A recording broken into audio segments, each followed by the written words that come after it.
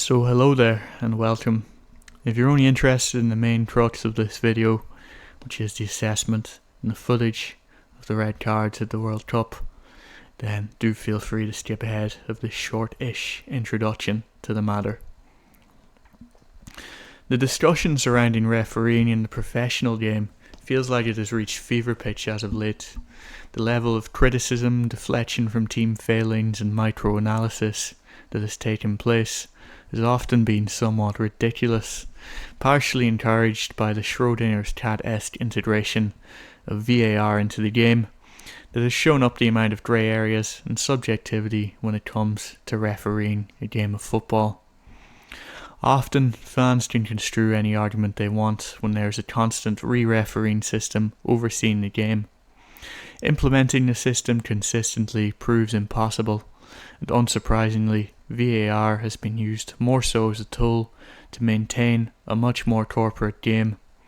Commercial refereeing is in action at the very highest level. And right now, it's all about preserving the on-field product, even if it means you ignore a clear-cut red card offence. Often, you hear fans talk about refereeing standards falling. In actuality, things have never been more refined and professional.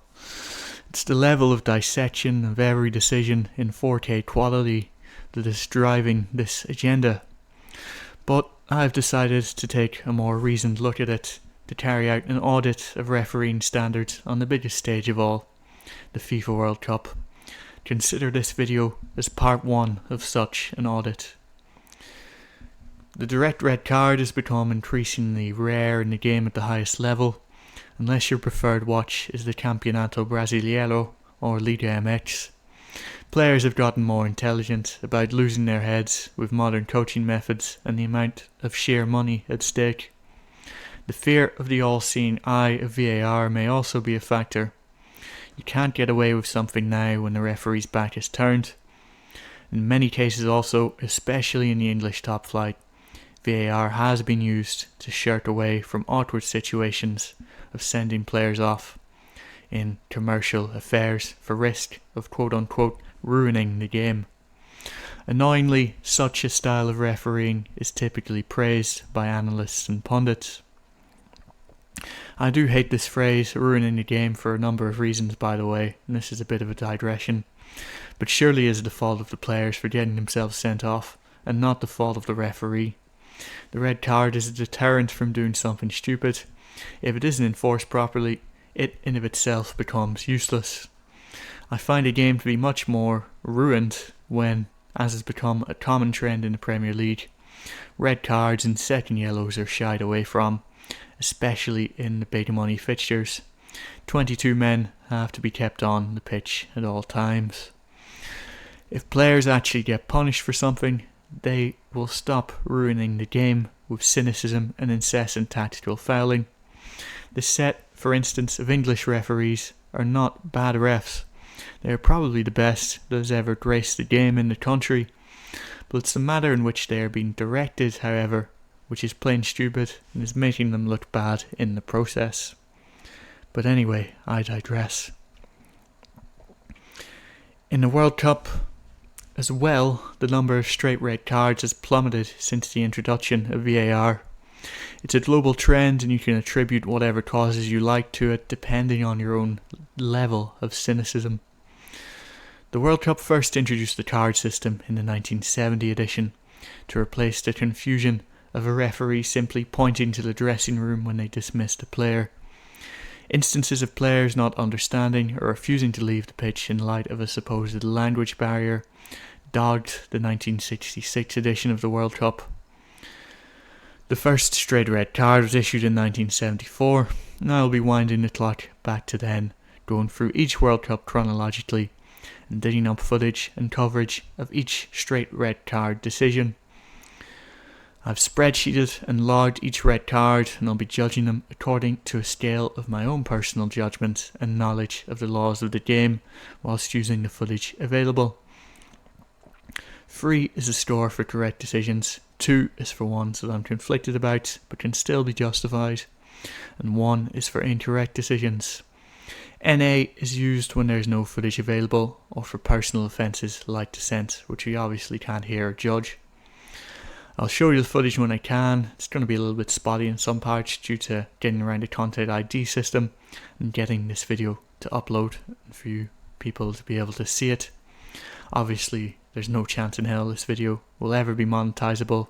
For myself, all the footage I've used, I'm doing purely for the love of the game and to illustrate this to you. Any ad revenue obviously will go right into FIFA's pocket. And if you do want clear footage of certain incidents that I've had to obscure or zoom or blur a little bit more, I certainly recommend checking out the FIFA Plus archive, which does have every full game since 1966. A straight red is a huge match-altering event. They constitute what referees call key match incidents. Without the luxury of the video fallback, it is important that referees are certain of what they have seen. Hopefully then we'll get a low percentage of incorrect decisions by the end. It'll also be interesting to see how standards have evolved, both in material decision making and in the overall professionalism of the referee. Without further ado, and after much rambling on my part, let's begin our tale in West Germany in 1974. So the first ever direct red at the World Cup was a bit of a no-brainer, and the Chilean camp this year in 1974 was already in a bit of an unhappy place amidst the new Pinochet dictatorship, and the recipient, Carlos Casali himself, was openly defiant against it. It was also coming off the back of a relegation in the Spanish top flight.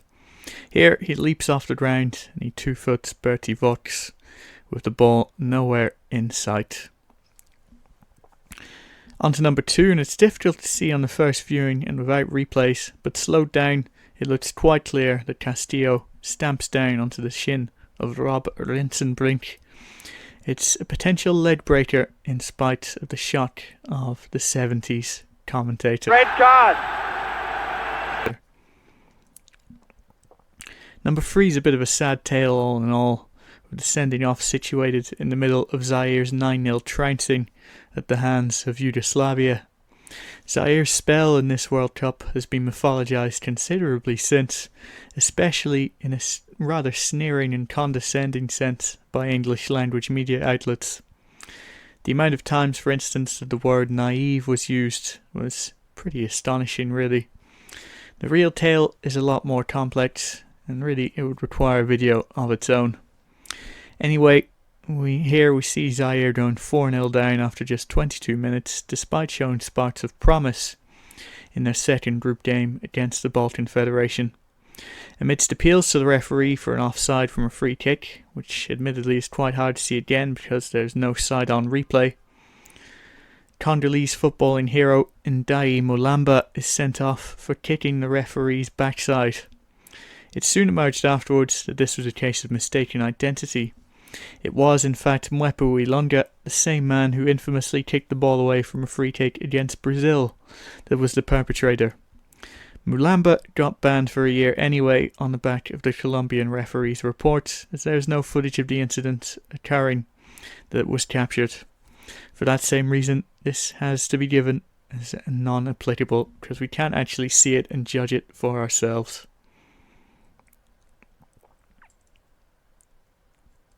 This one is a straight red on a technicality and is not statistically or technically recognised as one. It's still worth discussing though, because it's a bizarre incident in what was generally a rather bizarre game between Australia and Chile. The first half was quite normal, but Ray Richards got himself booked towards the very end for kicking the ball away. In the second half we get a pitch invasion from Chilean protesters, and then the heavens begin to open and the turf turns into the most ridiculous quagmire you'll ever see at a World Cup game. It, however, given that it was the 70s, plows on regardless. Things then derail in the 80th minute. Chile's Rolando Garcia absolutely wipes out Australia's Colin Curran with a kick to his knee. It's unintentional as he's trying to kick the ball, but it's still a clear red, even by the standards of the 70s. Iranian ref Jafar Namdar gives a foul and nothing more. Richards lines up to take the free kick, and there's a bit of a kerfuffle with giving current treatment, and the rather loud and very, very Australian he heard on the footage. The linesman flags and attributes this to Richards. The referee comes over and books him.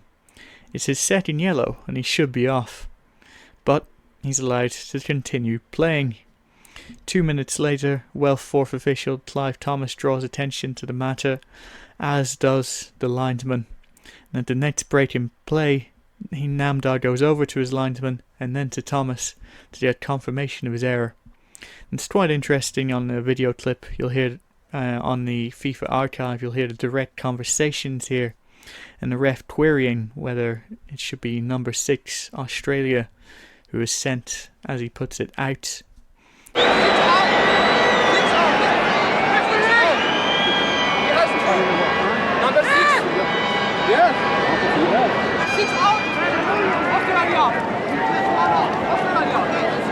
Before he then carries out the procedure.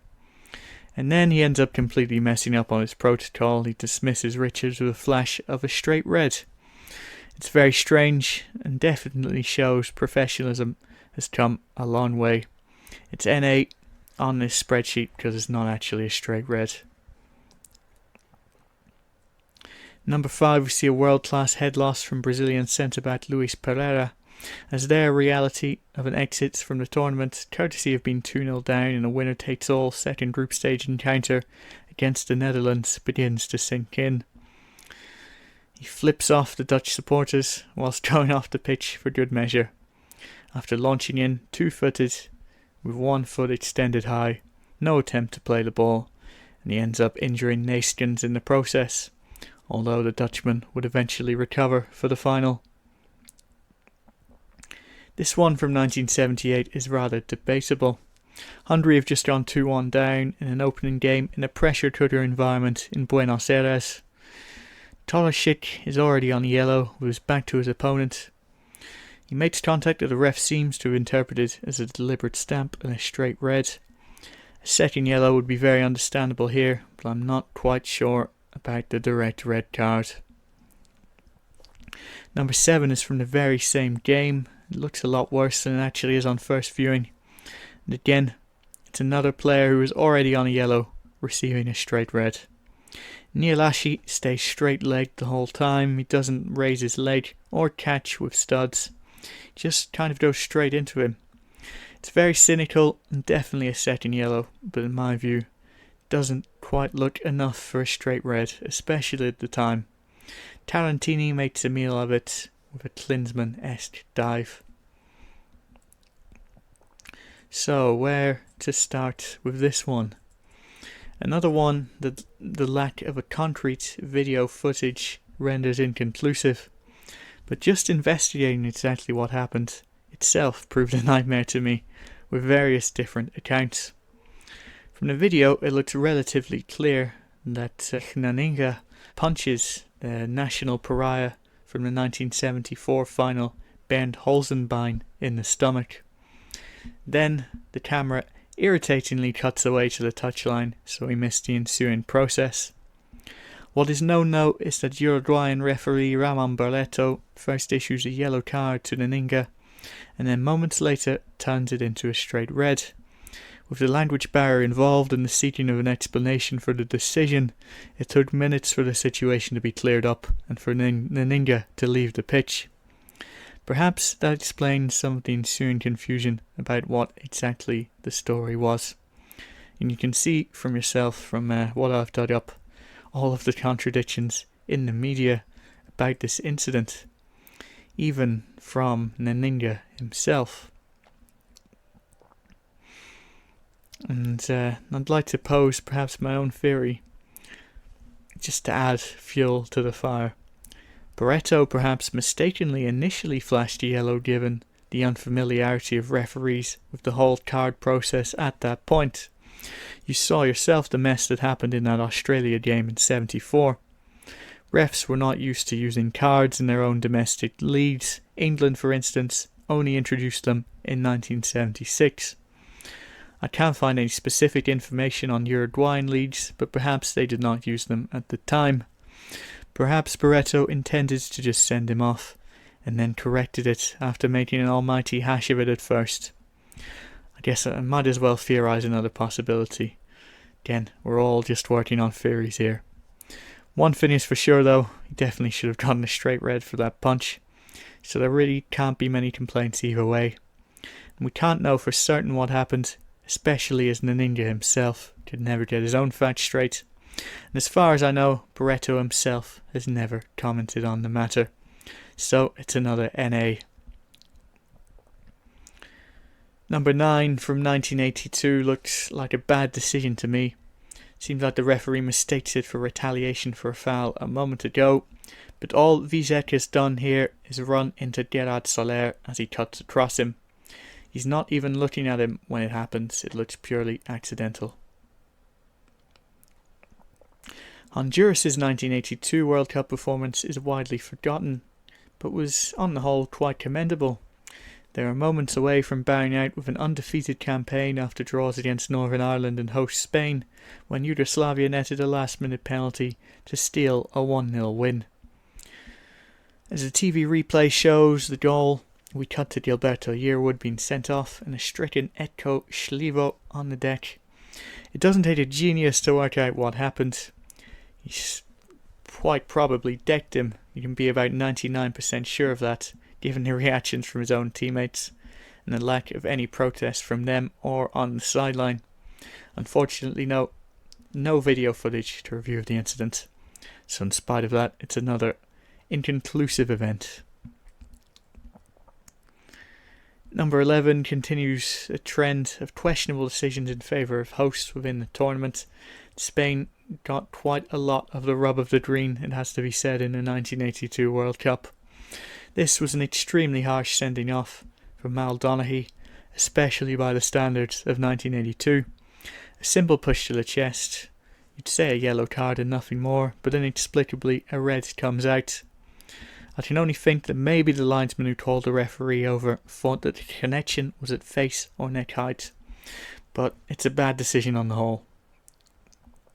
Number 12 is a moment of madness from Gallego, as Argentina's tournament was slipping away from them in the merciless second group stage. We see him aiming a kick square at Tardelli off the ball. It's a red card. Number 13, and Argentina lose it again in the second group stage, whilst 3-0 down to their bitter Brazilian rivals. Batista goes in on Juan Barbas with a high foot, which the referee is and does give as a free kick. But before he can even blow the whistle, Diego Maradona comes in with an absolutely shocking challenge, with studs connecting with the Brazilian's thigh. His tournament ended in disgrace, and with him being routinely booed by those in the Camp Nou. The stadium he was just about to begin to call home at the time, the start of the 1982-83 season. Number 14 is from Mexico 1986, and it looked like a rather questionable decision at first, a stopping a promising attack second yellow situation at most. But with the limited footage, I did slow it down, and I reviewed it closely at a slower speed, and you can see the studs go down the Achilles. It's a great spot actually from the referee, very unfortunate for the Canadian player who didn't mean it. But incidents like this are a potential leg breaker, and it's a warranted straight red card. Number 15, of course it looks a little bit silly from Wilkins, but there should be zero tolerance for anything thrown towards a ref, even if done at a minimal speed, overarm lob. Plus, he was already on a yellow. This is just incredibly stupid by Wilkins on the whole. Number 16, one of the worst refereeing performances that I've seen whilst researching this video, unfortunately, in this match between Iraq and Belgium. I've really seen few games with a single side so dirty. It could have been 2 or 3 reds for the Iraqi side before this incident. In the 29th minute, we see studs into the upper thigh, and in the most egregious of all, Haris Mohammed with a punch, a proper hook on the 42nd minute. Just a few seconds after the ref missed another potential leg breaker in the middle of the park. All in all, it was quality stuff, from Hussein's lads. Then comes the moment. This one made me wince a lot. It's as clear as a stamp of the player on the ground as you'll ever see. It was a borderline criminal from the Iraqi, number 22, as you can see, Ghanim Araibi. Diaz of Colombia unfortunately decides that this is only a yellow card offence. He then takes off to book the wrong player, Basil Gordius, who's understandably confused and sarcastically applauds, and so is given a straight red for dissent. That should instead have been just a second yellow. This was just wrong on so many levels. Mistaken identity, wrongly identified offences all the while, letting all the stuff go earlier. Almost disastrous, really. But then somehow he would be given a quarter-final later in the tournament after this, which we will come to discuss soon. Number 17 is mistakenly listed by some sources as a second yellow. That is the importance of doing your own research and not the Uruguayans in the aftermath. But these were different times after all. Number 18 is the quickest red in World Cup history. It's a pretty shocking challenge with studs up into the back of Gordon Strachan's legs. Uruguay held on to a 0-0 draw and somehow went through to the next round despite a record of 2 draws and a loss, and a -5 goal difference, thanks to the supremely stupid third place ranking system. What a relief that that's never coming back to the World Cup, eh? Number 19, we see Frank Arnesen, who would in the future be one of the main money men at Chelsea, doing his best buckaroo impression. He makes a little pitiful attempt to run away from the scene of the crime, then falls to the ground and does a perfect backwards roll upon being shown the red. 10 out of 10 marks from the judges. It's a clear red anyway. In the dying embers of a game, Denmark were actually winning, and Arnesen, a key figure, missed out on the round of 16 game where they are heavily defeated by Spain. Number 20, yep, it's the Colombian Diaz again. This time though, he actually gets it right, although it is quite hard not to see the pretty brutal swipe at Quirarte that Thomas Berthold takes here on this occasion. And then in the same game, number 21, this time unfortunately I have to say he gets it wrong. A second yellow card for Javier Aguirre for stopping a promising attack would have sufficed here, but inexplicably he went for the straight red.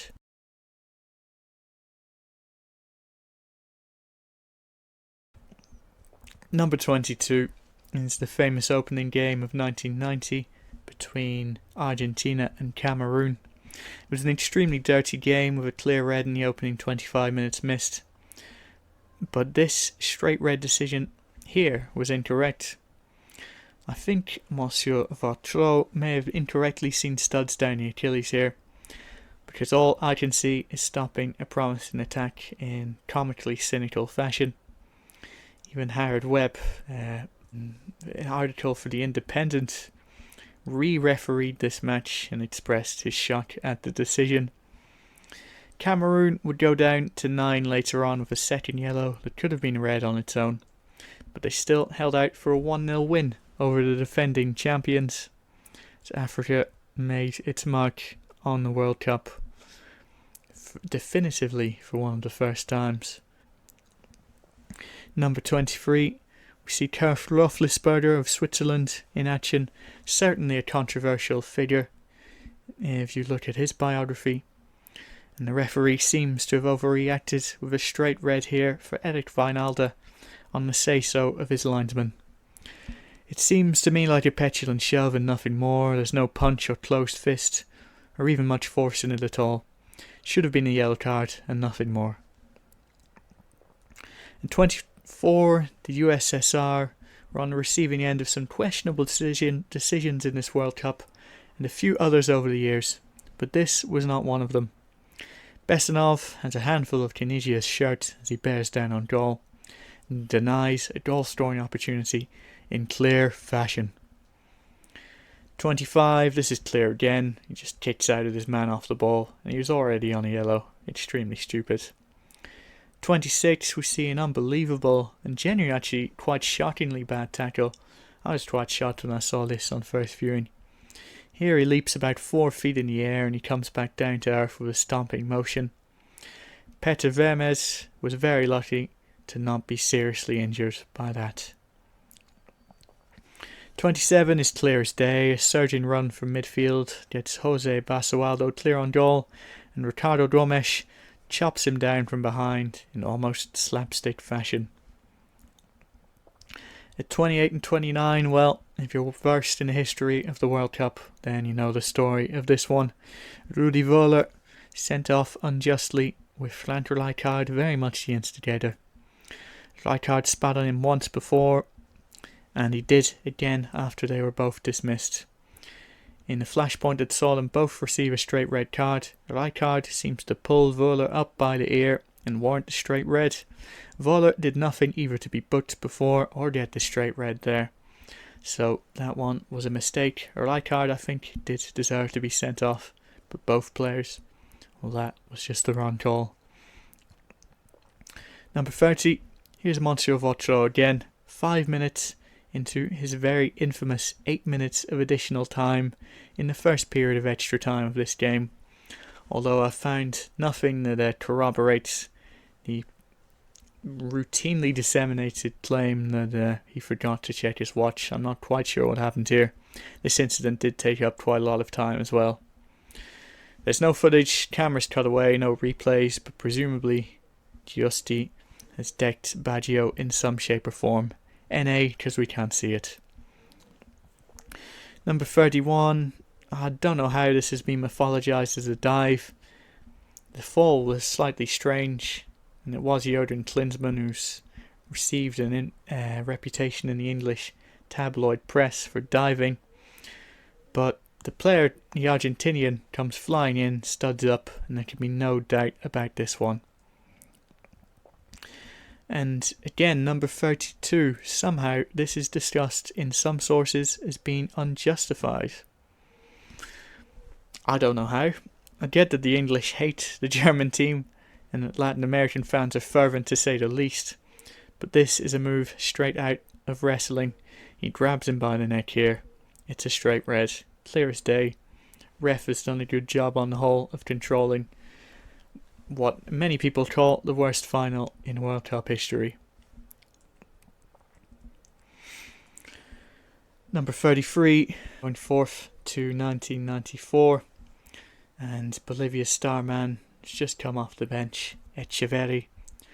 We can only see the initial flashpoint of this, but judging from the crowd noise and when the whistle is blown, they would cut it an inch, but I still think it's not from the incident that's been shown in the TV footage, but rather something that was done in a confrontation afterwards.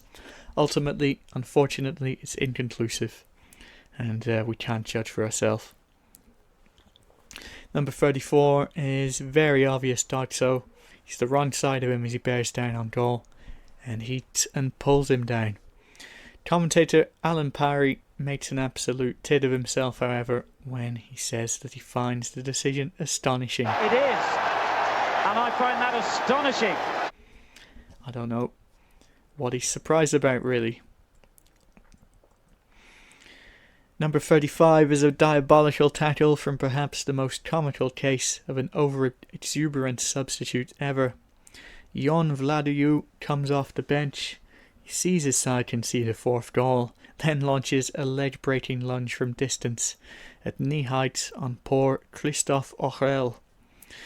Romania still recovers to top the group and reach the quarter-finals after famously defeating Argentina and succumbing to Sweden on penalties.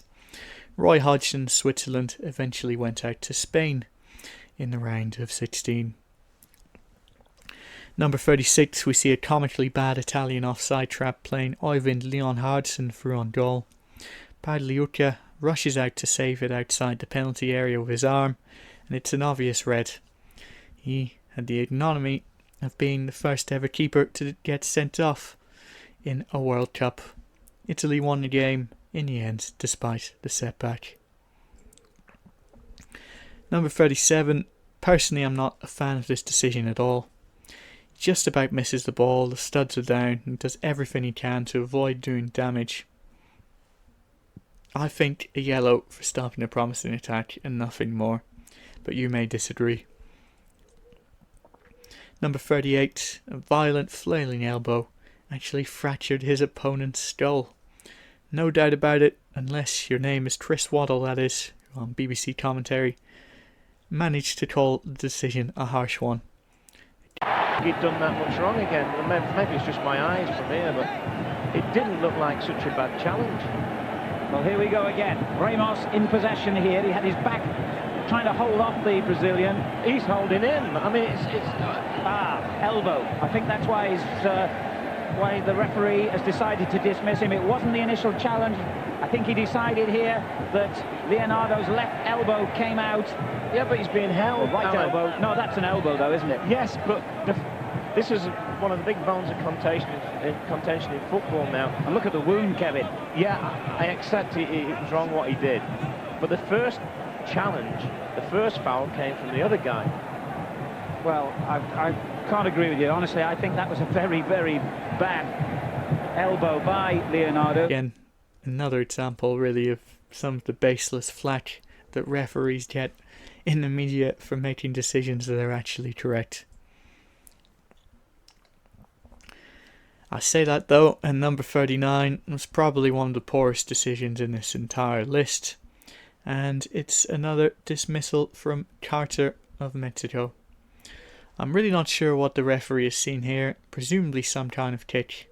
There's barely a foul in this, let alone a card, and Gianfranco Zola got his body across in very normal fashion here. It's a shame for such a magic and sporting player really to be dismissed like that.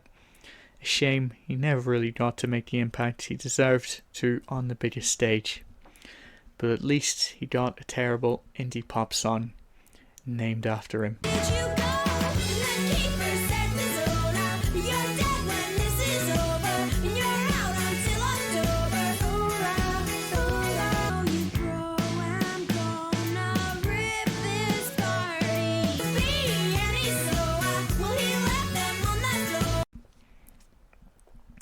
Number 40, I was tempted to give this a 2, but upon thinking about it, I think the straight red was fair enough.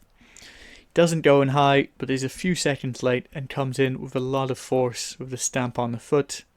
It's not the worst, but it's the kind of thing you're just used to not seeing anymore, and it has been, if you'll pardon the pun, stamped out of the game. Number 41, we see potentially overzealous enforcement of a new directive that came in on tackles from behind. I understand it, it's a little bit high as well, and maybe it's justifiable as a red, but with the benefit of a replay and hindsight, does it endanger the safety of the opponent? It looks a little bit more like it's in the reckless camp to me. I'll split it down the middle and go with a 2. Number 42, he's taking a swipe, elbow into the chest off the ball. It's a stonewaller and a familiar story when it comes to the sometimes brilliant but always mercurial Patrick Kluivert. Number 43, he's gotten desperately unlucky here, but it's still a red card. He has to be responsible for his momentum, and he follows through in the wrong way. According to the laws of the game, he has to go here, as unfortunate as it is, and the referee makes the right decision, just 5 minutes after coming on as well. Contrary to the ITV commentary, this one's a red. He stamped on his opponent's stricken leg, and could have done some serious damage in the process. Number 45, another substitution, already on a yellow himself. He manages to get himself a straight just 1 minute after Molnar got bent before him. Arms flailing into the face of the Dane and also kicking out. I don't see any doubt here. Number 46, the third dismissal from this encounter. The referee did well for much of this tempestuous affair, but he got it all wrong right at the end. Even with the new directive at the time of sliding in from behind, there's nothing more here than a yellow by any stretch of the imagination. Morten Veethorst has every right to feel aggrieved. 3 straight reds in one game, and all of them for substitutions. Number 47, he's nowhere near the ball here, studs up above ankle height of Lizarazu, a lunge of desperation, It's a red. Number 48, 2-0 up against 10 men of one of the weakest sides in the tournament, and Zidane decides to give his opponent a glancing stamp whilst he's stricken on the floor. So silly, so Zidane, no doubt about it. Number 49, it's a nasty challenge from behind and studs up into the calf. It's a justified dismissal. This one, however, at number 50, I'm just not quite sure. Maybe strictly, definitionally it could be Bossio, but the keeper is already right on top of him and there's a man on the line. I think a yellow for stopping a promising attack or the reckless tackle in of itself would have been enough. But on some level it is a technically justifiable decision. I'll go down the middle. Let me know what you think if you see this. Number 51 is the first man to get sent off twice at the World Cup, and this time it was actually justified. Elbow was extended, it was out, and it was put with deliberate force into the face of his opponent. Very ill-advised from Son. Number 52, this one looks very harsh. He's on his feet and goes in a bit hard with a standing tackle, but there's nothing in it beyond a yellow for reckless. Number 53 was a terrible tackle that summed up a terrible tournament from Scotland in their last appearance before the upcoming 2026 tournament. He comes flying in from behind with his legs high in the air, the contact is above the calves, no complaints at all. Number 54 is a classic case of frustration whilst chasing an equaliser. A tight offside decision correctly is given against Mexico, and Ramirez runs his mouth either to the linesman or the referee and is dismissed. Technically NA because we can't see it, but you can probably fill in the gaps yourself, I'd say. Number 55 is Beckham's iconic, still indisputably a red card for violent conduct and the correct decision from the referee. Number 56 was a moment of madness from Ortega that arguably contributed to costing the Argentinians the game here. He tries first to dive for a penalty, he's then confronted by Van der Sar for doing so, and he gets so wound up by this that he headbutts him under the chin. It's as clear as day, violent conduct, get him off the pitch. 57 is the moment that precipitated Germany's absolute dismantling at the hands of Croatia. It was absolutely justified as well. He connects very high with Davor Schuker. It's serious foul play, textbook. Again, at number 58, you may say this is a little bit soft. The reaction is exaggerated from Bilic, but the subsequent vilification of Croatian in the media feels a little bit harsh. Laurent Blanc did this to himself, really. If you raise your hand to the face of someone, you can't complain if you get an ensuing red, even if you're debating whether a grown man should go down under the contact. Violent conduct is violent conduct. At number 59 we have Zivkovic with the defining moment of an absolutely mind-numbing 1-0 encounter during the 2002 World Cup. It's a desperate tackle and a definite dog-show under the old double jeopardy rules. Blanco was clear through on goal. Number 60, the referee was incorrect to award this as a penalty considering the offence occurred outside the area, but we're just looking at the red card offence and there's no doubt about that. He grabs hold of Luizão's shirt for dear life and brings him tumbling down. Number 61, we see a man going from hero to zero after scoring the equaliser earlier in the game. The Senegalese player goes flying in at knee height on René Henriksen. It's a red. At 62 we see a horrendous tackle from Thierry Henry that all but ends his nation's hopes of retaining the World Cup. He's too eager to get the ball back and overstretches and overruns completely, coming in high and absolutely snapping Marcelo Romero of Uruguay. It's another red. At 63 we see the first ever player that gets dismissed from the bench, and according to my records the only player at the World Cup to have that done to him. It's Claudio Caniggia, who presumably launches a volley of dissent against the referee Ale Boujsaim. Again, we don't know what is said, so we can't make our own conclusions. We can only make our own conclusions, rather, but, it's NA technically, but we can guess that it's a red. Number 64, I'm not too sure about this one. The boot is high, but I don't think it makes a real connection, and he does do his best to pull out of the challenge. Probably justifiable. I'll give it the benefit of the doubt of a 2, given the poor angles available also. Let me know what you think as well on this debatable offence. Number 65, it's a disastrous maiden campaign for China, and it got a suitable ending with a red card for Xiao Jia. Studs were high, and he connects with the back of Emre Belözoğlu's calf, but I'm sure that one was for Didier Zokora.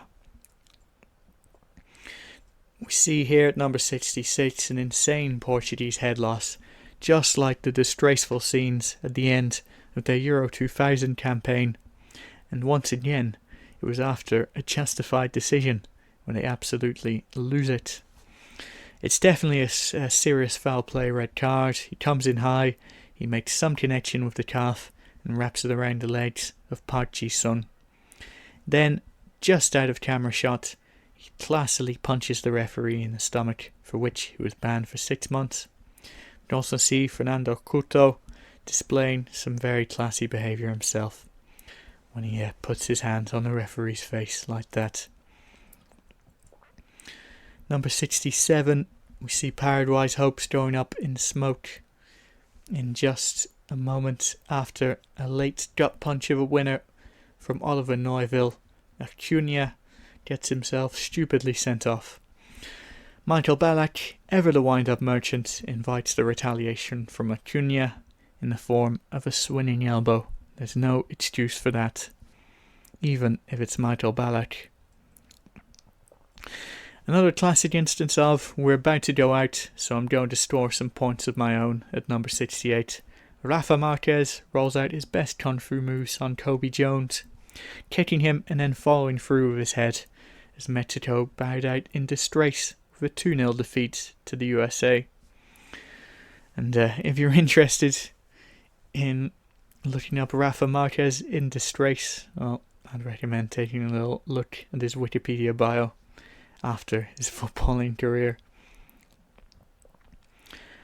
Number 69, I must confess that I completely forgot that Ronaldinho was even sent off in this game after his free kick, and for a tackle on Danny Mills no less, a man that I do not remember participating in a World Cup.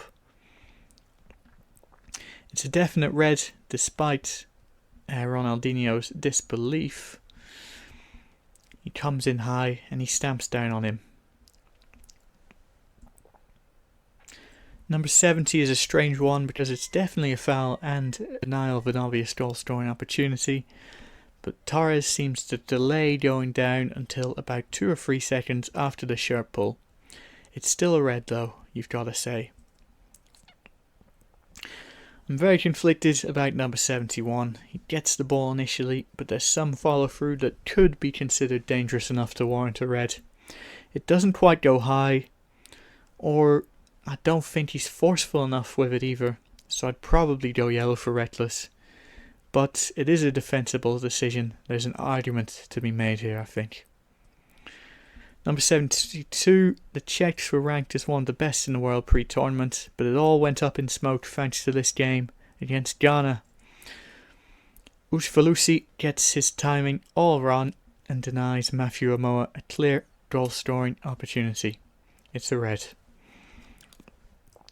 Number 73, a nasty enough elbow from Daniele De Rossi. Going up for the ball, swinging it widely and with force into the opponent. A definite red, and Brian McBride left absolutely covered in blood. Number 74, we see Mastroeni then negating any advantage the Americans would have had with a bad challenge of his own. A flying lunge above ankle height into Andrea Pirlo. It's a justified red. Number 75, this one is wild from Materazzi on Bresciano of Australia.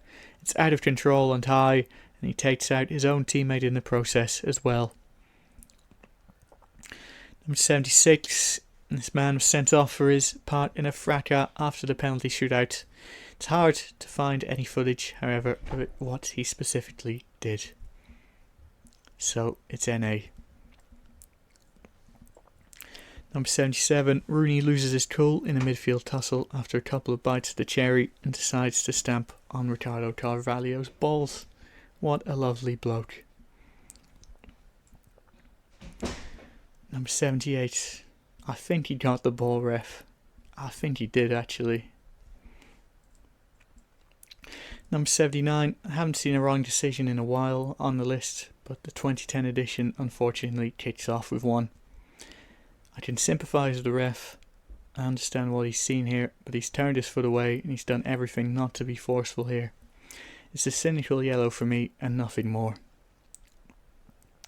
Number 80 is a comical exaggeration from Suarez, but it's certainly dodged so under the old rules and a red card. Number 81, I don't know what on earth he was thinking kicking out like that. Nigeria were 1-0 up at the time and went on to subsequently lose the game. Greece, ever the benefactors of fortune on the international stage. And here they benefited again, coming from behind after this crazy loss of the head.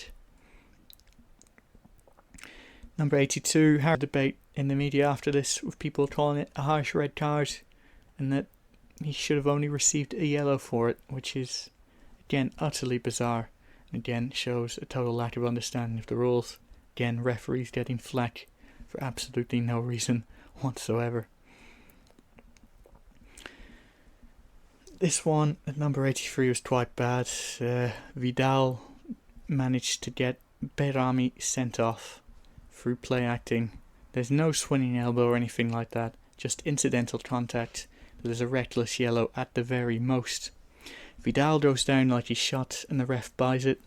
It's a poor decision and it's partially responsible for the Swiss going home in the end, despite beating the eventual champions in their very first game.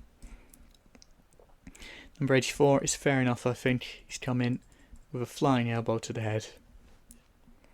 Number 85 is a really bad decision. He's barely even touched him. I'm not sure what the ref saw out of it other than the shameful dive from Capdevia. But yes, certainly incorrect here. One of the worst decisions that I've seen whilst researching this video.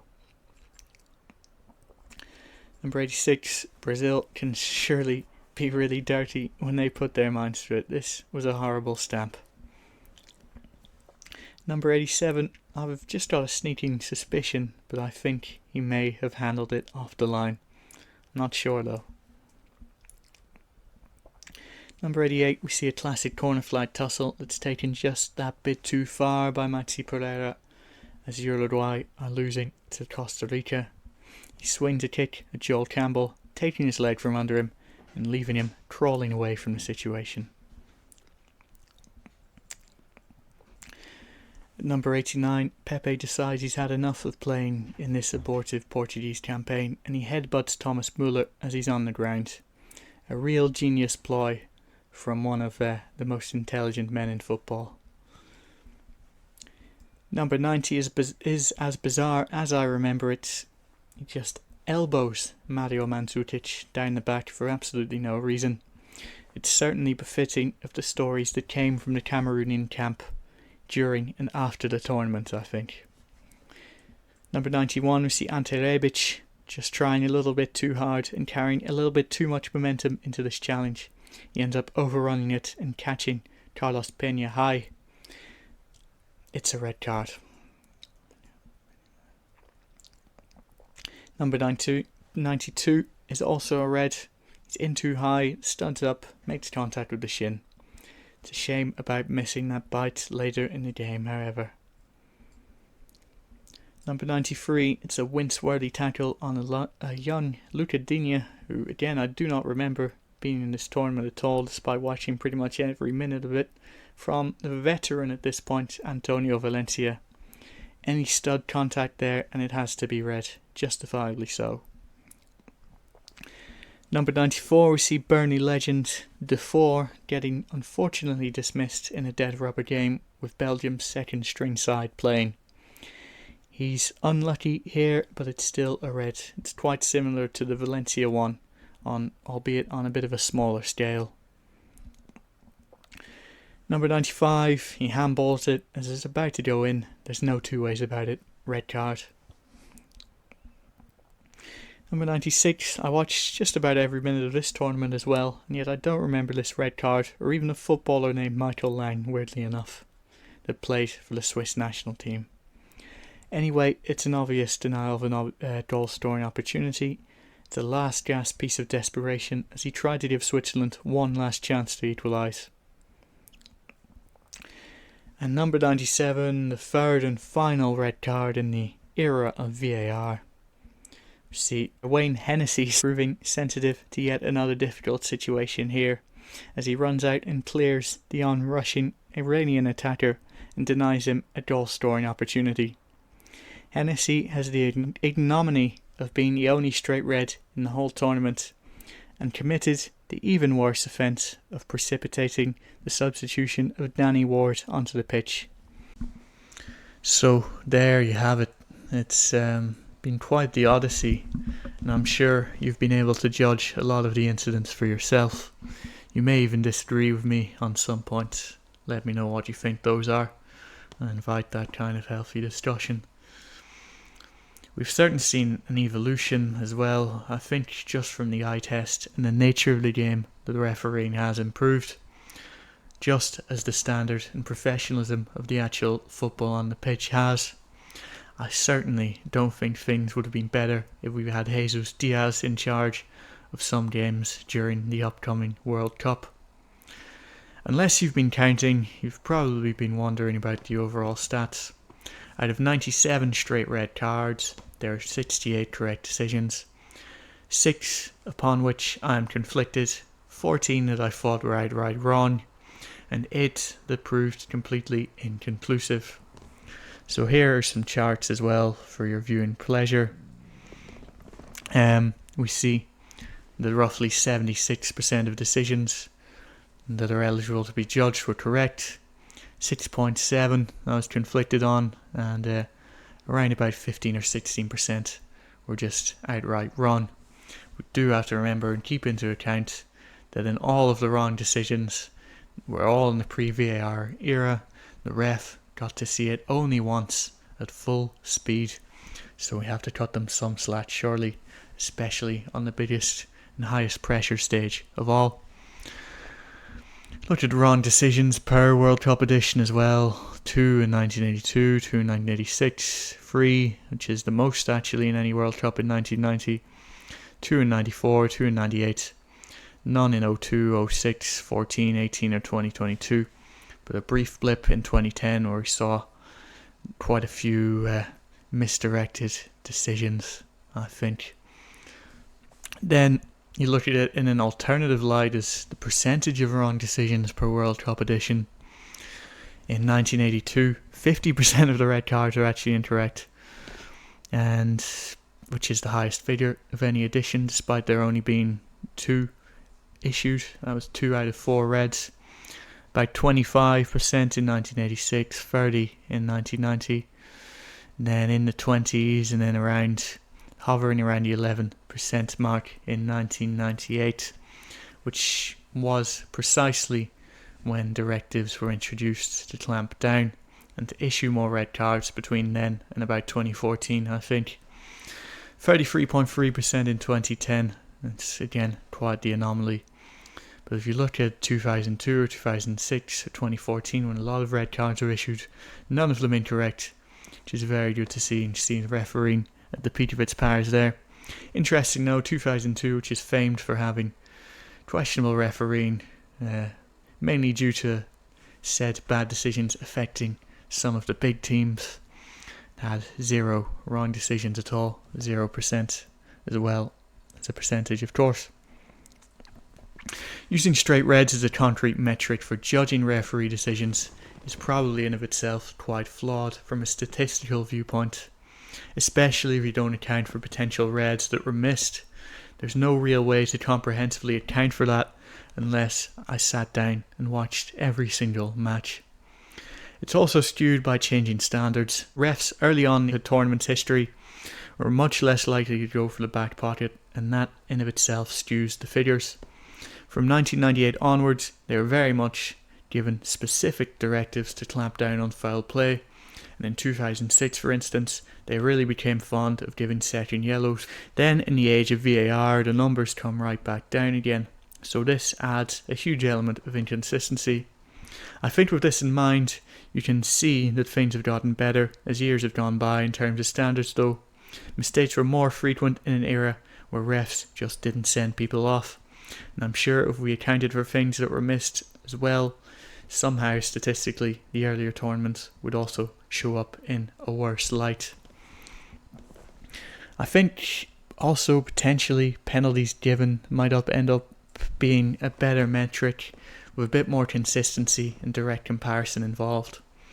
And when I pick up the next comprehensive study on World Cup refereeing, it'll very likely be on the standard of penalties that have been awarded since the introduction of comprehensive video coverage of games. All in all though, I really hope that you've enjoyed this. I've used this channel sparingly in the past for various sporting matters, but I have given it a bit of a spruce up and a clean up and a rebrand. I'm going to focus on putting out more high effort content like this, both on football and motor racing, steering clear of the modern AI pitfalls of YouTube today. It's probably harder than ever to compete in this kind of environment, so if you enjoyed this and it reached you, please do consider subscribing, liking the video, sharing it to any football fans you may know. It was a little bit silly to take up a project this taxing for a first video, but hopefully the effort will be appreciated. It was certainly a bit of a crash course when it came to video editing for somebody that is completely inexperienced in that field. I was very much learning on the fly, and it probably took me a lot longer than somebody seasoned in this matter, especially with all the spreadsheets and annotation and splicing footage, etc.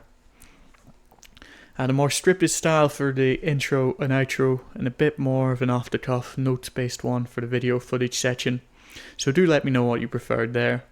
I certainly think words and research may more so be my strength than the visual element, at least at this moment in time.